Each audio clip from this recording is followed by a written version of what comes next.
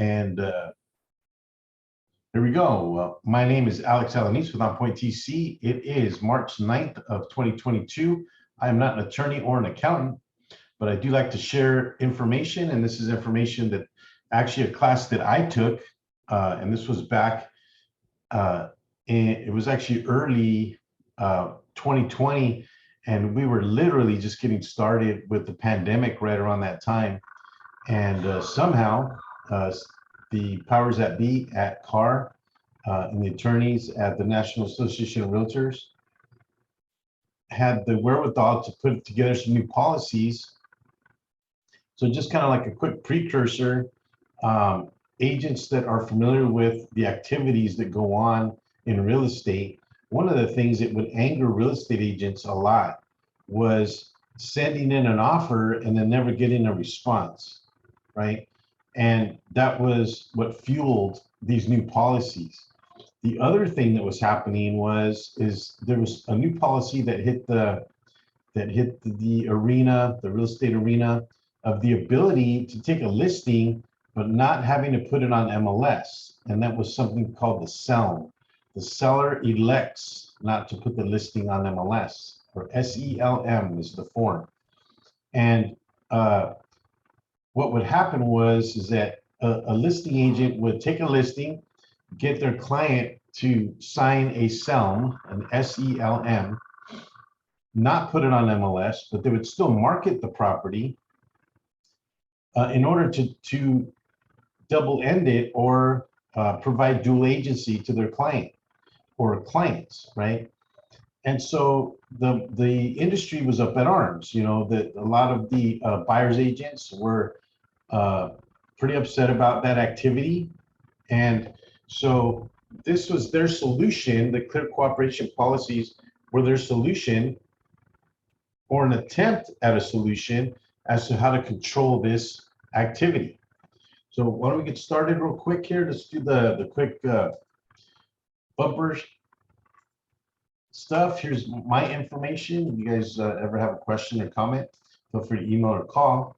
I mute you guys on my side, but if you chime in, please mute yourself promptly after. Feel free to chime in anytime. Like I usually say, I do enjoy a dialogue as opposed to a monologue. So if you guys want to have a conversation about, or have a question or comment about anything that we're talking about, please feel free to log in. And I apologize, I had to eat a Snickers bar right before the presentation because I was already dozing off. But hopefully I can get through this without being too boring. So I will try to get to your questions after each slide. You do have the ability to put your questions up on the chat room as well. All right. And I do appreciate you guys logging in early so we can get an early start. I don't like to go past 7:30, but it does happen. Last week we did pretty good. And then obviously anybody that you know that could benefit from these presentations, feel free to invite them. There is no password to get on. And I usually text out the information, the meeting ID, so you can just log on to Zoom and use that ID and log on. So thank you guys for coming on. So any questions or comments so far? All right, well, let's get started, okay? So the topics for today, we're going to go with the NAR, or National Association of Realtors, approved Clear Cooperation Policy 8.0, the CRMLS Rule 7.9, which is the mandatory submission, the marketing defined, and this is has to do with their rules and how they define marketing, the differences in the statutes, right, that are that we'll be talking about today.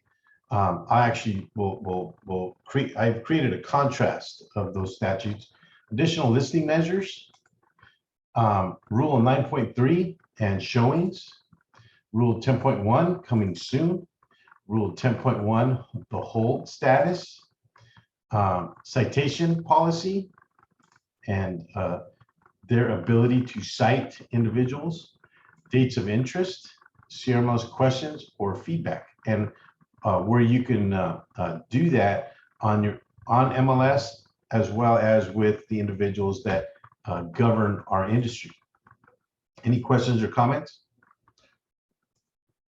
All right, so let's get started. And again, this information actually came from a class that I took, and so these are their slides that they shared with me. Okay, so now I'm just sharing it with you guys. Okay, so NAR approved Clear Cooperation Policy 8.0. Within 1 business day of marketing a property to the public, the listing broker must submit the listing to the MLS for cooperation with other MLS participants. Public marketing includes, but is not limited to, flyers displayed in windows, yard signs, digital marketing on public-facing websites, brokerage websites displays, including IDX and VOW, digital communications marketing, email blasts, multi-brokerage listings, sharing networks, and applications available to the general public. Now, the reason why this is important is because there is something that you can do now that would include, right, and let me just put the arrow up there real quick, that would include the ability to now interject with a client with a listing, but you can't market the property. So this is why it's important to define all of this information, okay? So marketing is ultimately the magic word here when it comes to clear cooperation policy. And what that means is that you have taken a listing and you're clearly cooperating with the participants on MLS. And that's, you have 1 business day. And if you read the listing, and we just went over the listing contract, right? And if some of you guys remember on page 3, it actually says on there, and it's telling the seller, and they're signing it, that we as brokers, as soon as we take the listing, we have 1 business day to put it up on the MLS. Any questions or comments?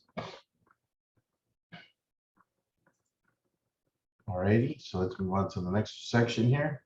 Is clear cooperation policy, because agents have been increasingly elusive in their business practices. The NAR, along with cooperating MLS boards, have taken a position of imposing fines and or even suspensions of those who do not return communications such as emails, phone calls, text, or mail. It is imperative that you cooperate with any inquiries. So what is an inquiry? An inquiry is simply said, it's simply just an offer. Now, you'll notice on page 15 of the new RPA at the very bottom, and I didn't illustrate it here, but simply said, the RPA, page 15, we're all familiar. At the very bottom, it has the seller's ability to reject the offer. Now, it doesn't say the word reject, but what it does say is that they do not accept the offer, okay? It has the ability for the seller to sign it, and it's your responsibility to, at minimum, take that 1 page initialed by the seller saying that, hey, you know, we did not accept this offer, okay? On page 16 now, let's say you are accepting the offer. On page 16, the seller signs on there when the offer was presented to them. So these are things that we could do to protect ourselves in the event that we are accused of not cooperating with the clear cooperation policy. Does that make sense, guys? All right, so the idea is that if you're getting phone calls, text messages, email, or even mail, right, that you respond to those inquiries. You can see that's the #1 complaint of buyer's agents. The buyer's agents are saying that these people, the listing agents, are not responding to me. They're not even saying that. No, they're not even saying that they received the offer. Okay, so this is part of the clear cooperation policy. Any questions or comments about that? Can you guys make the connection there too as to why this is important? So now we're back on CRMLS Rule 7.9, mandatory submissions. So see, these things can be referenced on the CRMLS rules, right? Mandatory submission upon marketing, right? So here we go again, right? There it is again. Within 1 business day of marketing or advertising a property to any member of the public, the listing broker must submit the property into the MLS for cooperation with other MLS participants. Marketing and advertising includes, but is not limited to, any information about the property or its availability for sale displayed on, and then we talked about this already, right? Any individual or entity that has signed within the previous year a disclosure regarding real estate agency relationship form in compliance with California Civil Code section, and that's the AD, that identifies the listing broker shall not be considered a member of the public under this rule, right? Which ultimately means your agent, okay? So this is CRMLS Rule 7.9. So so you guys can reference now where I'm getting this information and now repeating it to you. And whereas again, it's mandatory submission, and that's if you haven't had any other opt-outs on the listing agreement, which there's such a thing. If you look at the listing agreement, there are opt-outs. Okay, your seller can opt out of certain things, but what the contracts are talking about there too is they're pretty much warning the client that if you do this, you may not sell your property or you may lose value. And it does have that terminology there. Any questions or comments on that? All right, so moving right along. So marketing defined, okay, so let's start with who, right? The public. Anyone who has not signed the AD form with the listing broker within the last year or is not an agent underneath the same designated broker. So that's the AD. And you'll notice here that it was revised on 12 of 2018, but there's a new one, I believe, 12 of 2021. Really not that many changes to it. There was some changes that were made to that form, right? So whereas now, what is marketing? And I know I've repeated this already twice, but now just to make it clear, I visualized it, right? In terms of the signs, the websites, the flyers, the different accounts that you might have with different website brokerages, such as Zillow and Realtor.com, just to name a few, right? And then obviously the people in your office, right? So this is simply just marketing defined. Any questions or comments?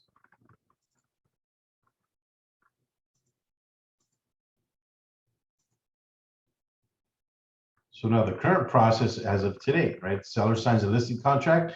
The listing broker has 2 business days from the listing contract date to either enter listing MLS as active status, submit the listing, and there's that SELM form, right? That's available. We're now it excludes you from putting the property on MLS or the listing on MLS for a certain amount of time. The listing broker may only exclude listings from MLS if instructed by the seller and seller signs that particular form. Okay, so that is the current process. Now I know it says 2 business days. It's supposed to say 1. I apologize, but this is what it used to be. Okay, back when I originally made this presentation, and I missed that during review. So just know that under number 2 there says listing broker has 2 days. Listing broker has 1 day, 1 business day, okay, to put it up. And the only exclusion would be that SELM form, okay? Any questions or comments on that? All right, so let's keep moving. So, okay, so here's the new process. So, well, although it still says 2 business days, but it's 1. Seller signs a listing contract. Listing broker has 2 business days from the listing contract date to input the listing into the MLS as coming soon or active, right? Or within 1 business day as simply coming soon or active. The listing broker must ensure the listing is in the coming soon or active status. If the property is never marketed, then the listing does not need to be placed in the coming soon or active. So that's a different process altogether. If you're not going to market the property, right, it doesn't have to be put under those things. And a lot of times that's when you need that exclusion form, the SELM. Okay. And I apologize again. I missed that on the 2 business days. But that would be the process now. Okay. Any questions or comments?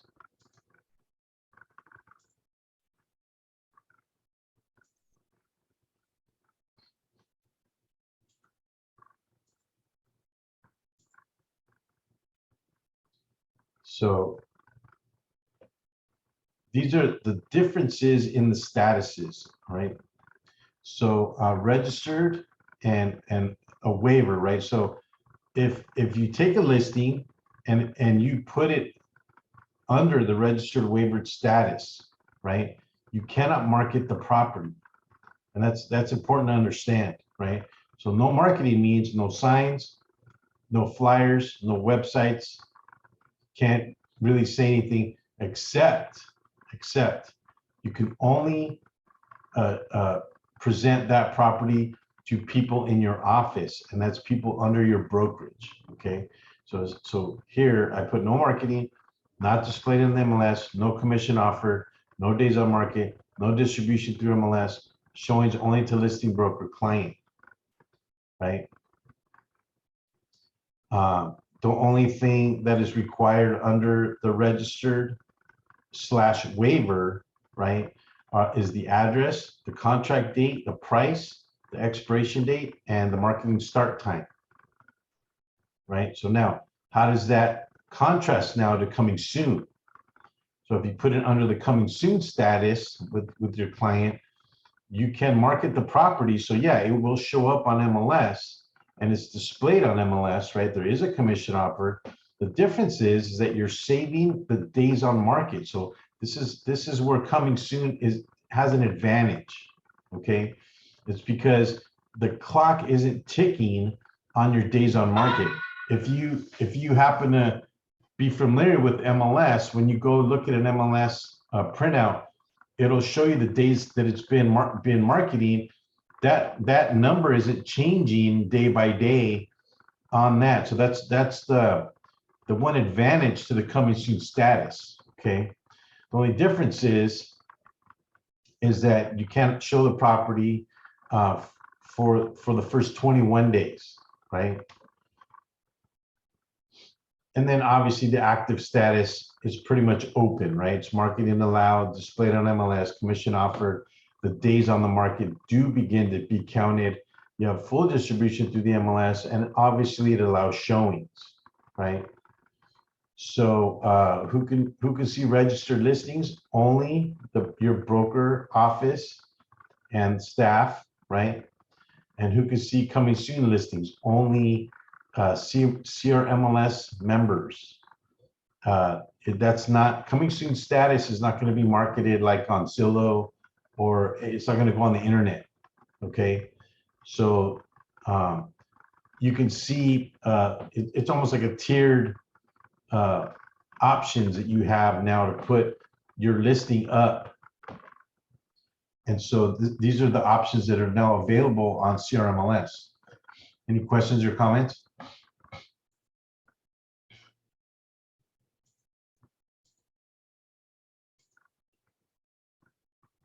So register replaces CRMLS exclusion process on or before June 1st of 2020. Okay. There used to be an exclusion form. So if CAR confirms plan changes to the CAR SCLM form, the separate CRMLS exclusion form may be retired. Some MLSs still do require it. That's the SCLM form that I mentioned earlier. Okay. It is something that sometimes you can just put it in when you're putting the listing in on the MLS. It actually is giving you an option for the exclusion. So whereas you would simply you're just registering the property at that point, right? Because you're not marketing it. All you're doing is you're telling MLS, hey, I have just taken a listing on this property. Let me tell you why this is important, because some of you may be wondering, well, why would I ever use this? Okay, well, understand that you know, there's other people out there marketing property, right? And let's just say that your client happened to talk to 2 or 3 other agents. If you registered the property under your brokerage, you're kind of staking your claim, if you will. Okay. Hey, you know what? There's already a broker on this property. Now, can the seller sign other listings? Yes, they can. They can sign other listings through disclosure, right? They have to tell you what's happening. They have to inform the other party as well. But it's already been registered on MLS. I'm not sure that the other brokerage can do the same thing. So once it's been registered, so I'm hoping you guys are seeing the reason why this is there. It's simply saying, hey, you know what? Somebody just took a listing on this property. However, it's not on the market yet. Any questions or comments? This was a little confusing when I first saw it. So it made it a little bit difficult to do a presentation on it. But once you look at it a few times, it starts to make sense. So let's do a quick funny. The agent you choose over me is in my Facebook group asking how to fill out a sales contract, but that's none of my business.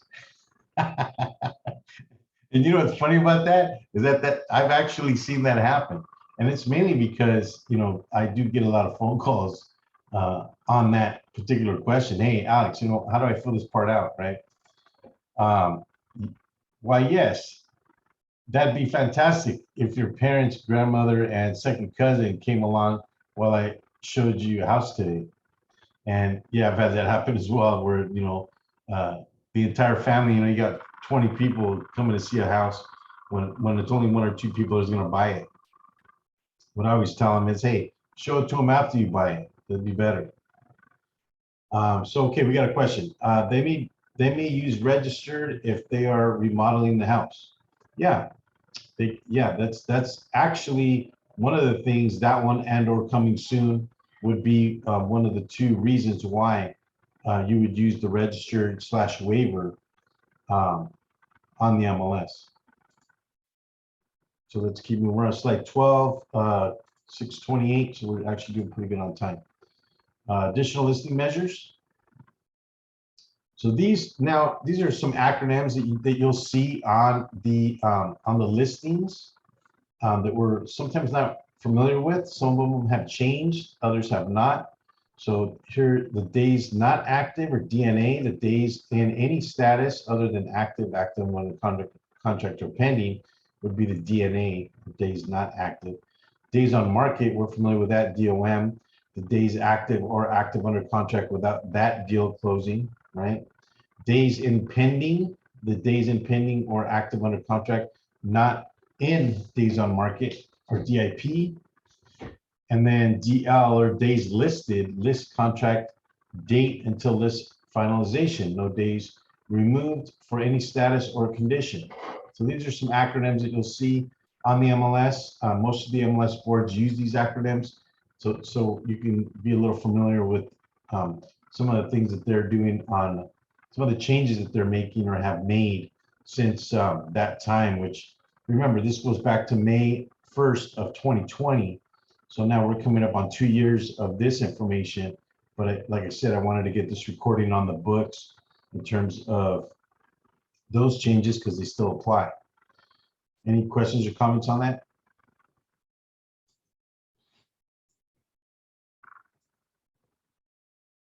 So let's move on to rule 9.3, and this is showings. Availability to show or inspect. Listing brokers shall not misrepresent the availability of access to show or inspect a listed property. For any property in which listing broker selected a status of coming soon or hold, listing broker represents that the property shall have no showings or tours by listing broker or otherwise until such a time as the property is placed in the active or active under contract status. So that's rule number 9.3, which is an MLS rule. So if you guys choose to use those statuses, just remember that there is no showings of the property. Okay. And typically that's with coming soon. It's remember it's 21 days, whereas I think the system automatically changes it to active after 21 days. Although I'm not sure about that, so you want to check on that. But for the most part, remember the 21 days on the coming soon. Any questions or comments? All right, well, let's keep moving here. So here's a question for you guys. Why would CRMLS make a rule 9.3 to restrict showings? And actually, Robert and Sully actually just asked that question. And in my experience, some agents use these options or functions to try and increase their chances in selling it themselves. In other words, continue marketing the property while others are not able. In doing so, possibly get a buyer and represent them, causing a dual agency and collecting more commissions.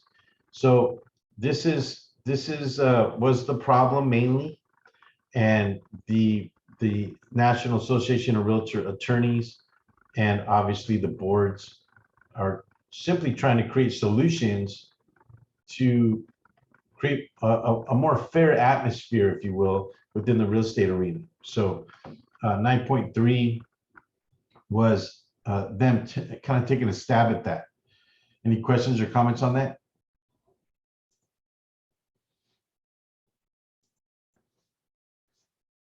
Interesting stuff, because I'll be honest with you, if I would have sat in that meeting, I probably would have given them a different view of things. So rule 10.1 coming soon.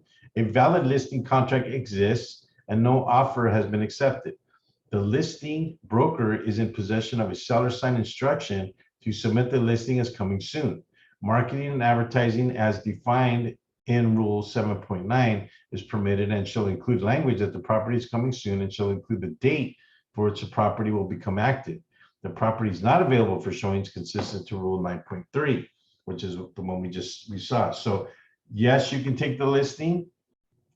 If you put it in the coming soon category, it can't be shown, but it can be marketed. So you can let people know about it, but you just can't show the property until it becomes active, right? And the idea behind that, again, is to try and smooth over some of the activity that goes on with unscrupulous agents. Any questions or comments on that?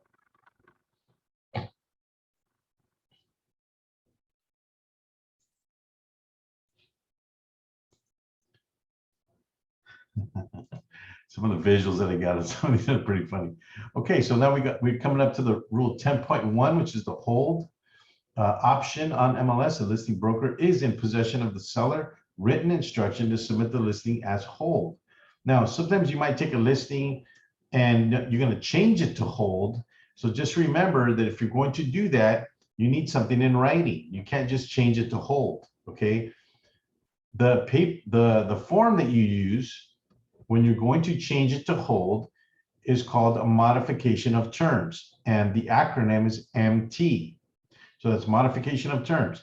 And on there, you're simply just going to write, seller has instructed the brokerage, right, to put the property on hold. And then it might be a good idea to put dates on there as to, from this date to this date. So then now you have instruction, written instruction as to when you're going to put it back active. So marketing and advertising as defined in rule 7.9 is permitted. So it's kind of like the coming soon, meaning you can still market it, right? The property is not available for showings consistent with 9.3, right? So yes, you can market the property when it's on hold, but no, you can't show the property. So no showings at that time. Any questions or comments about that? And again, these slides came from the class that I took at CRMLS. So it's coming from the horse's mouth, so to speak. Questions or comments so far? No? All right. So citation policy. Oh, this is my favorite. Citation fine for violation of 7.8, 7.9, 7.91, 9.3 to be in the amount of 1% of list price or $500, whichever is greater, not to exceed the amount of $2,500. Each violation will receive a warning and opportunity to correct before any fine is issued.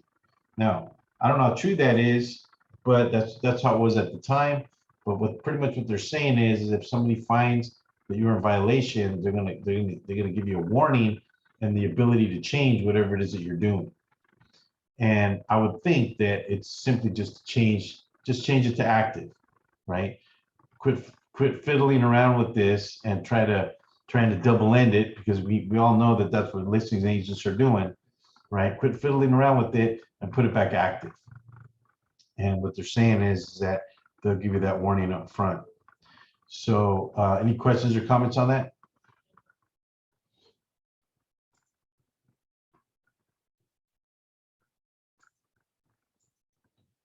All right, so moving right along here. So these were the dates that were given at that time. On May 1st of 2020, the rules were implemented. On May 4th, the enforcement of those same rules were implemented. And then the summer of 2020, the registered status was available. The registered status will become available at a later date in summer 2020. Until then, the current waiver process will remain in place.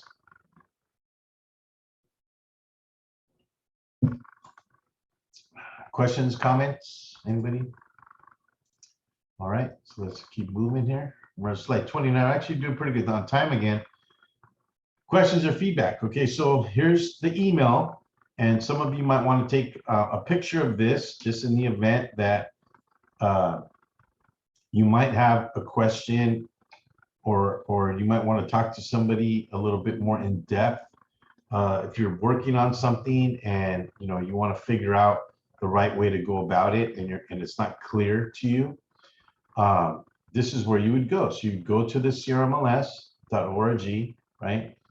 And you'll notice there at the bottom that there is a clear cooperation policy resource. And anytime you open it up, it's always there. I've seen it even today. So this is your ability now to communicate and talk about 7.9, 9.3, 10.1 of the MLS rules. And now you can literally cite them by code, by section, and it's pretty clear, right? Whereas if you're going to use a particular status on the MLS, there is some behavioral activity that goes along with each status. Active being, full autonomy. You can market the property, show the property, sell the property, right? Coming soon, you can market the property, just can't show the property. And registered, can't really show the property, can't market the property, except to your own office. So those are the three tiers that are available. And it's to me, it's a little bit more clear every time I see this, but when you're looking at a listing contract, it says it there as well. Okay, but again, if you want a little bit more in-depth resource, this is where you would go. You would go to your CRMLS page, and there you would see the clear cooperation policy resources that are available. Okay, and apparently there's also an email address that you can use.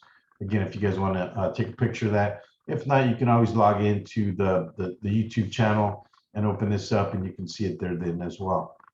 So any questions or comments on that?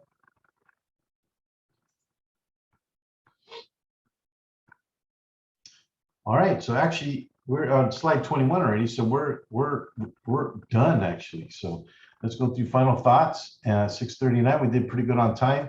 I was able to get through that pretty quickly.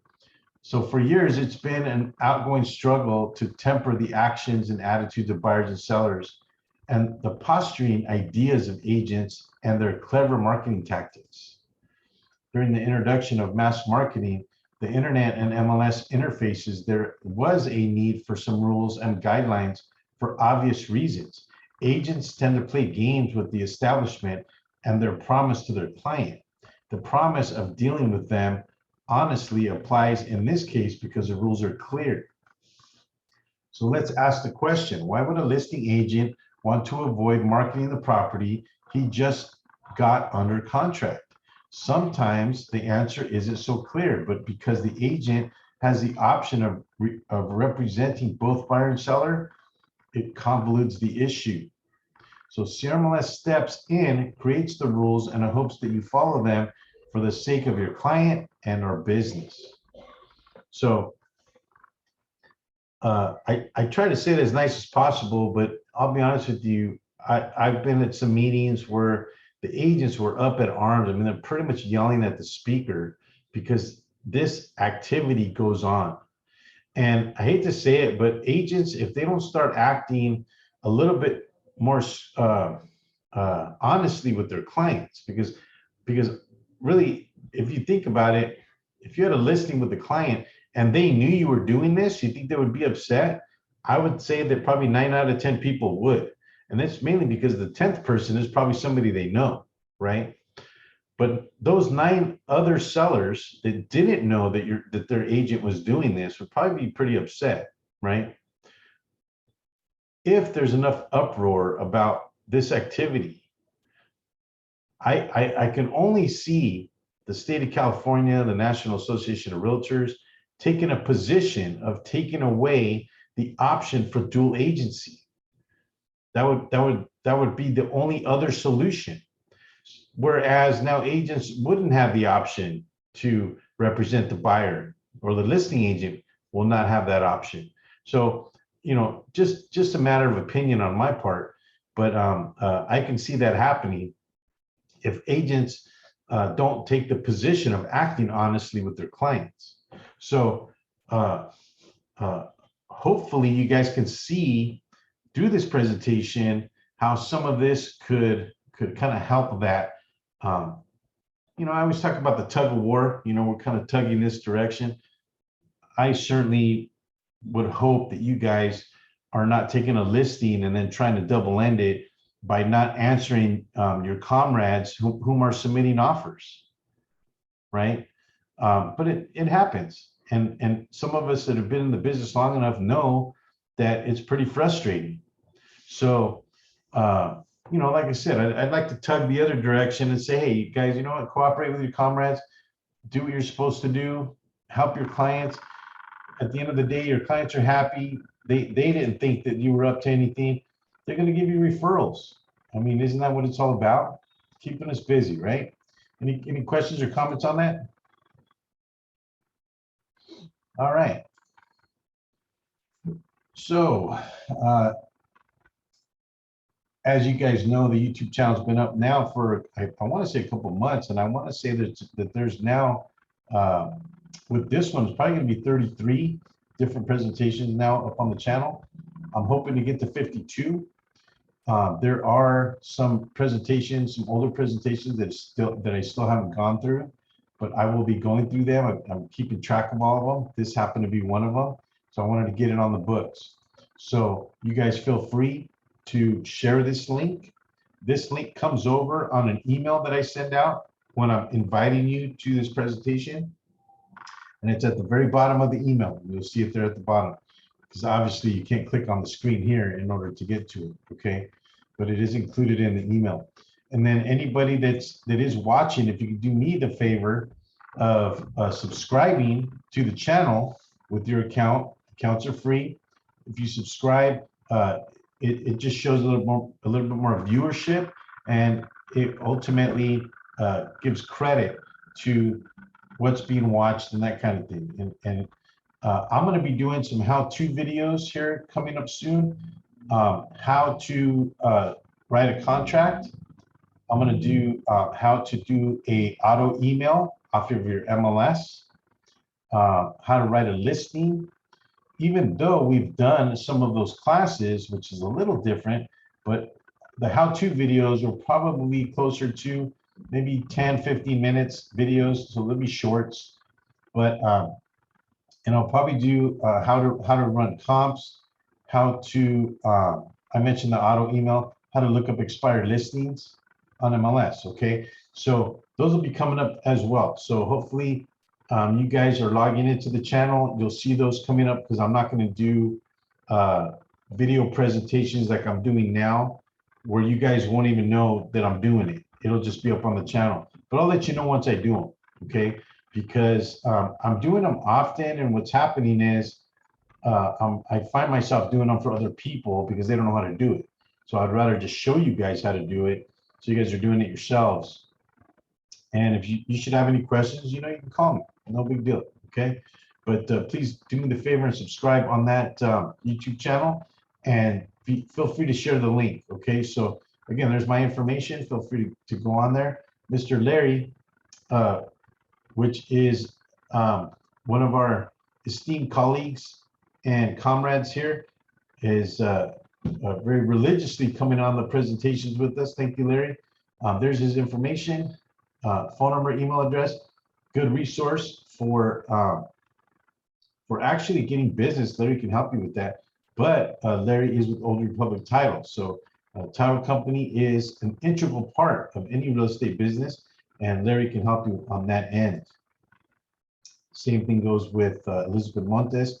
She's a broker slash loan broker here in the office, and obviously another integral part of the real estate business is getting loan approvals, because not all of us have cash to buy, especially with the $720,000 median here in Southern California. It's almost impossible, even though I do see people buying cash. 1 out of 10 possibly is doing that. The rest of everyone else is financing. So Liz is an integral part of that as well.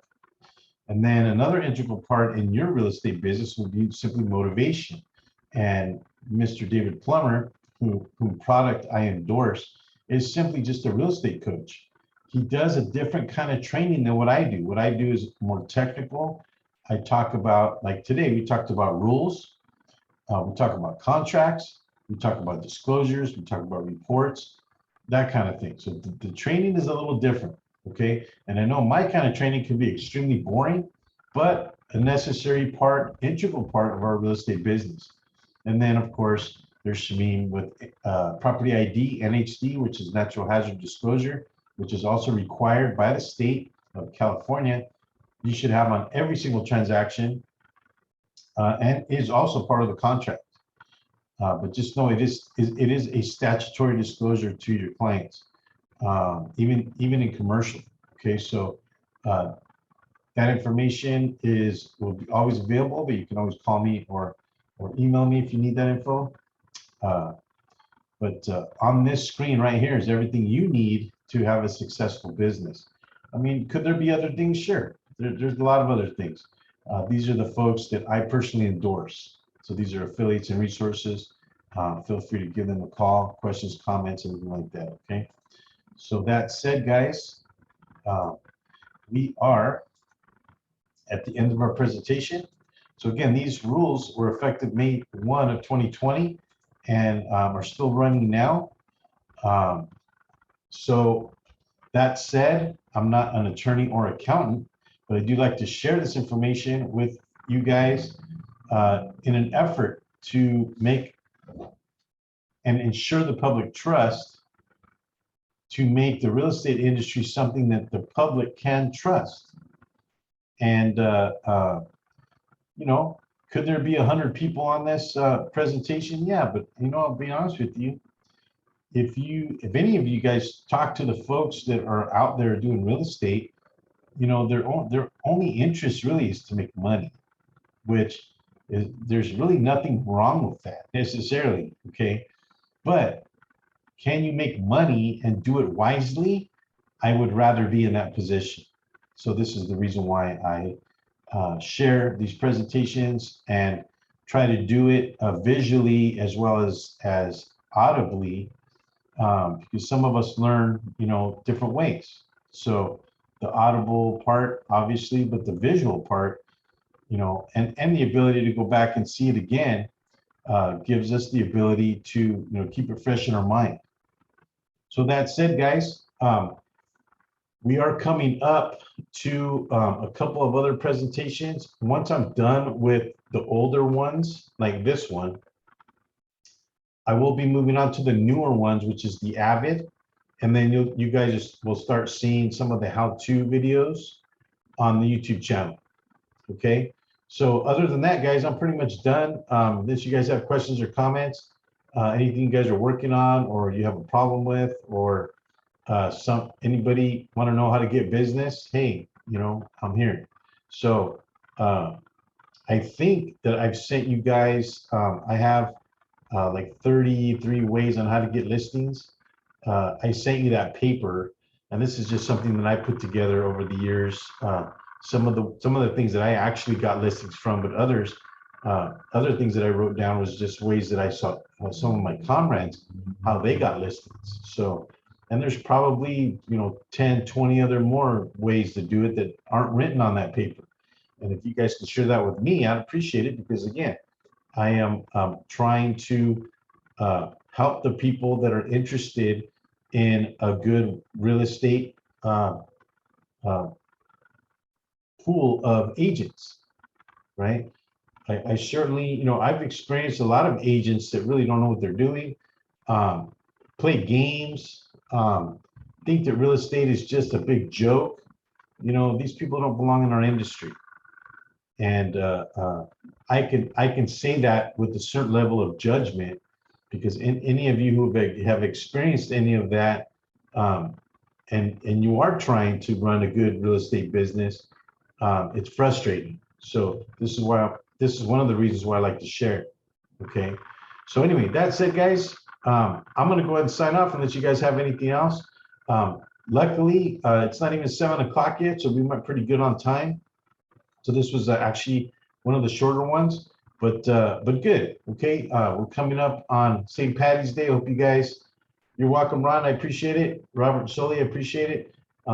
Victoria as well. Long time no see. Hope to see you guys soon. Hope you guys have a safe and sane St. Patrick's Day coming up, and we'll see you guys next week. Okay. I'm going to go and sign off. Thanks, Alex. All right, Mr. Leary. Thanks again. Talk to you in a bit.